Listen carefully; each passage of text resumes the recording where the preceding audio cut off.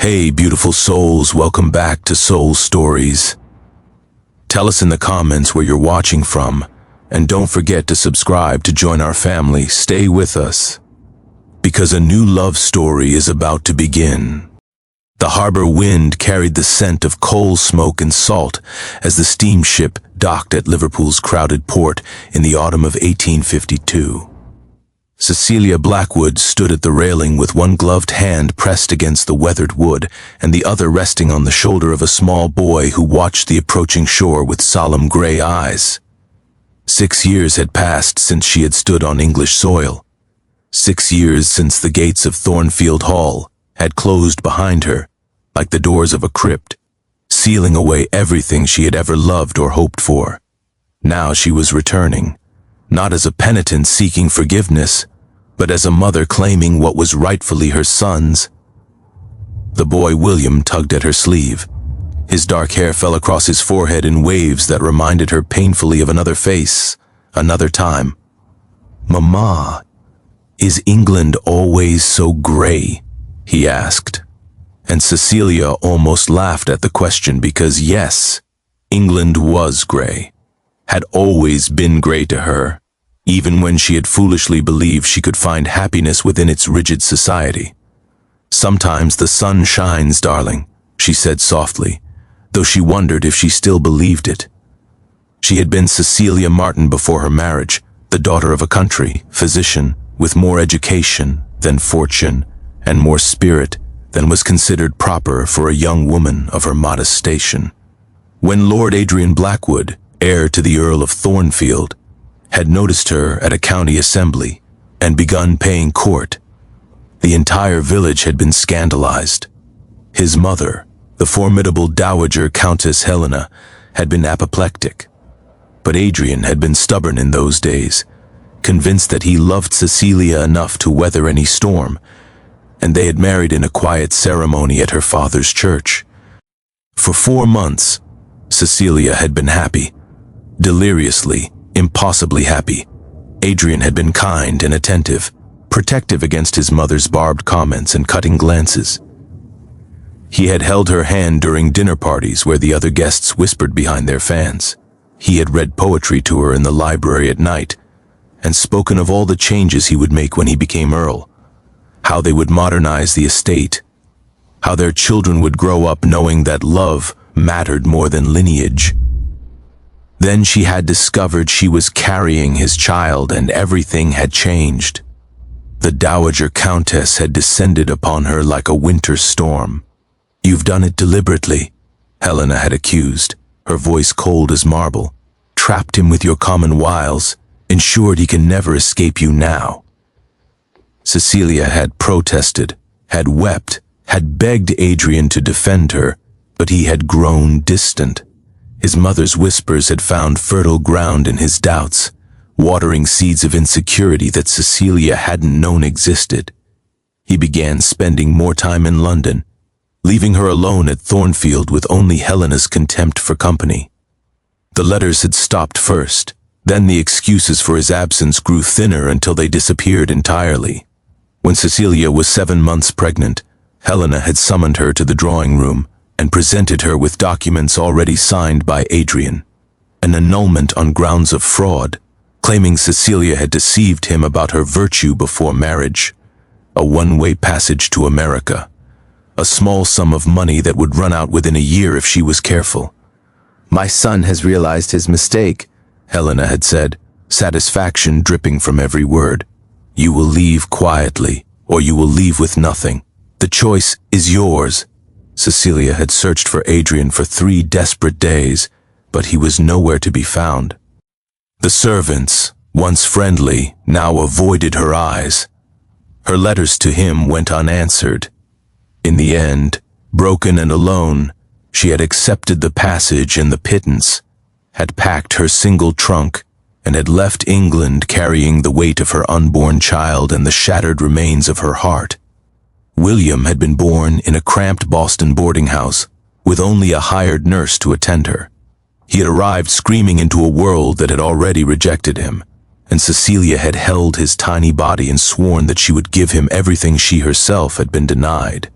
She had worked as a seamstress, then a governess, then finally as a teacher at a small girls' academy. She had saved every coin she could spare.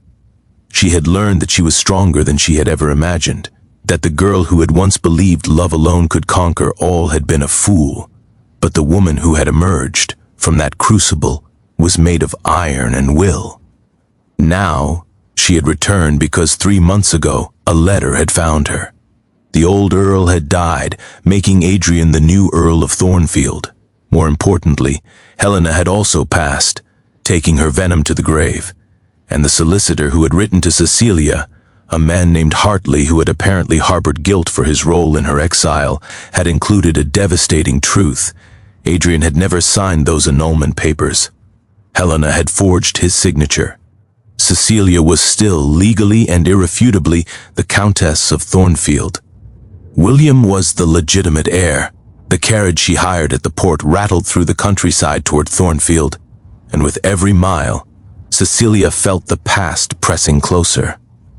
William slept against her shoulder, exhausted from the voyage, and she watched his face in the weak afternoon light.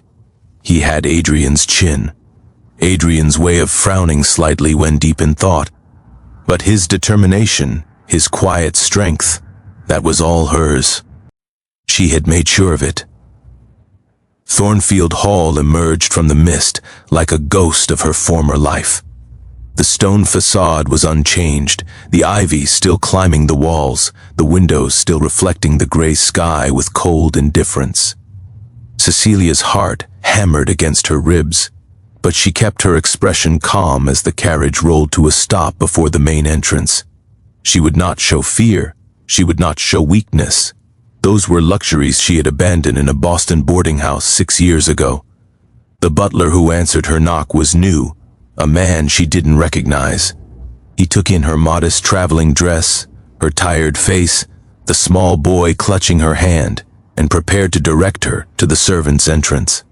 "I am Lady Cecilia Blackwood," she said before he could speak, her voice carrying the authority she had practiced during the long voyage. "The Countess of Thornfield. I am here to see my husband." The man's face went slack with shock. He stammered something about his lordship not receiving visitors, about there being some mistake. Cecilia simply walked past him into the entrance hall, William's hand firmly in hers. The familiar scent of beeswax and old wood washed over her, bringing with it a flood of memories she had worked so hard to bury. She heard footsteps on the stairs, and then he appeared. Adrian Blackwood had aged in the years since she had seen him. There were lines around his eyes that hadn't been there before, gray threading through his dark hair, a weariness in his bearing that spoke of burdens carried too long. He stopped midway down the staircase, and Cecilia watched the blood drain from his face as recognition crashed through whatever fog of routine existence he had wrapped around himself. Cecilia. Her name sounded like a prayer or a curse, she couldn't tell which. His eyes dropped to William, took in the features that were so obviously his own, and she saw him sway slightly as if struck. "Lord Thornfield," she said, deliberately formal.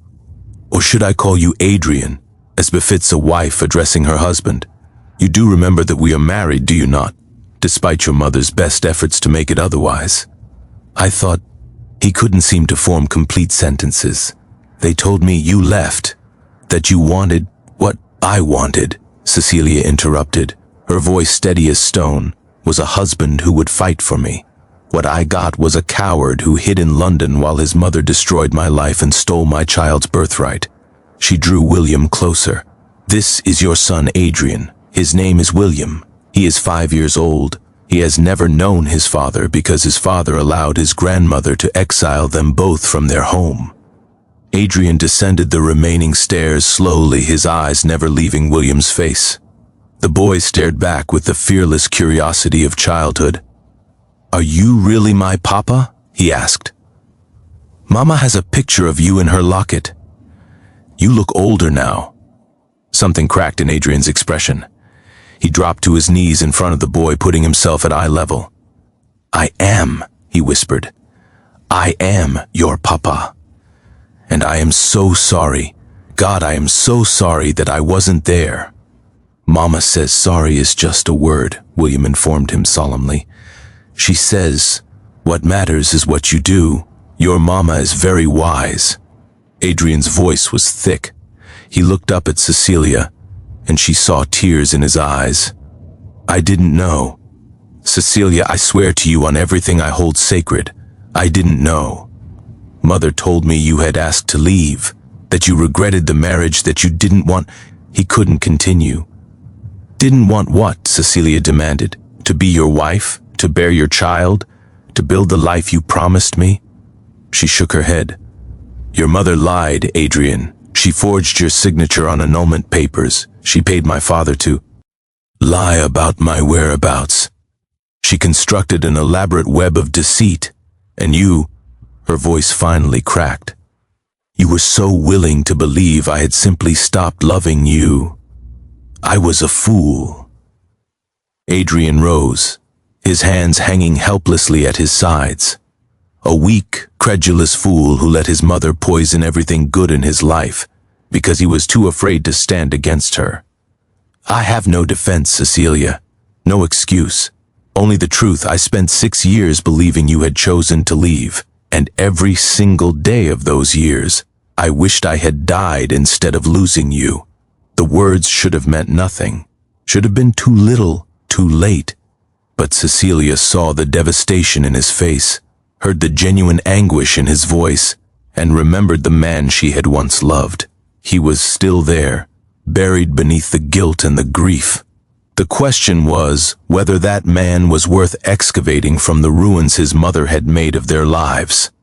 I didn't come here for reconciliation, she said quietly. I came to ensure that William has what he is rightfully owed, his name, his position, his inheritance. I will not have him grow up in the shadow of illegitimacy when he is as legitimate as any heir in England. Of course. Adrian nodded eagerly. Whatever you need, whatever documentation, whatever public acknowledgement, I will make sure the world knows he is my son, that you are my wife, that what was done to you was a crime. And then, he hesitated.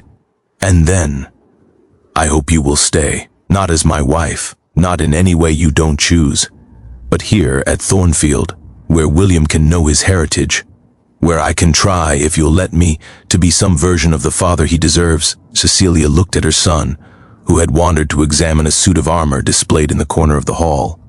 He was so small, so trusting despite everything. He deserved stability, deserved roots. She had given him love, and resilience. Perhaps Adrian could give him the other half of his identity. We will stay, she said finally, for now. In separate quarters with full independence. William will come to know you, Adrian, but trust. She met his eyes squarely. Trust must be earned. And after what I have survived, I am not easy to convince. The weeks that followed were a strange dance of rebuilding. Adrian proved himself daily in ways both large and small. He deferred to Cecilia on all matters concerning William. He shared meals with them when invited but never presumed. He told William stories about his grandfather, the old earl who had died without ever knowing his grandson existed. He walked with them through the grounds, relearning his own home through his son's wondering eyes. Cecilia watched and judged and slowly began to believe that the man Adrian was becoming might be worthy of a second chance. Not the same chance, that was impossible, but perhaps a new one, built on harder ground, with both of them scarred and wiser than before. One evening, as autumn deepened toward winter, Adrian found her in the library where she had once loved to read. I found these, he said quietly, placing a bundle of letters on the table beside her. In my mother's things. She kept them, every letter you wrote me, every desperate plea for help. I read them all. His voice broke. Cecilia, how you must have suffered. She looked at the letters, her own handwriting faded but still recognizable. I nearly gave up, she admitted, so many times, but William needed me. That was enough. I will spend the rest of my life making it right. Adrian knelt beside her chair, looking up at her with eyes that held nothing back. I love you. I never stopped. But more than that, I admire you. The woman you have become, fierce and strong and unbroken, she is extraordinary. I am asking for nothing except the chance to prove myself worthy of standing beside her." Cecilia considered his face, seeing both the young man who had once swept her off her feet and the older man who had learned at terrible cost the price of weakness. "One day at a time," she said finally. "That is all I can promise." "One day at a time," he agreed, and his smile was like sunlight breaking through clouds. Outside the library window, snow began to fall, blanketing Thornfield Hall in white. Inside, by the fire, a family that had been shattered 6 years ago began tentatively to piece itself back together. Not as it had been, that was lost forever, but as something new, something stronger. And Cecilia Blackwood, who had once been a frightened girl with nothing but hope, discovered that the woman she had become had something far more valuable. The wisdom to know that love, real love, was not about never falling. It was about choosing, day after day, to rise again together.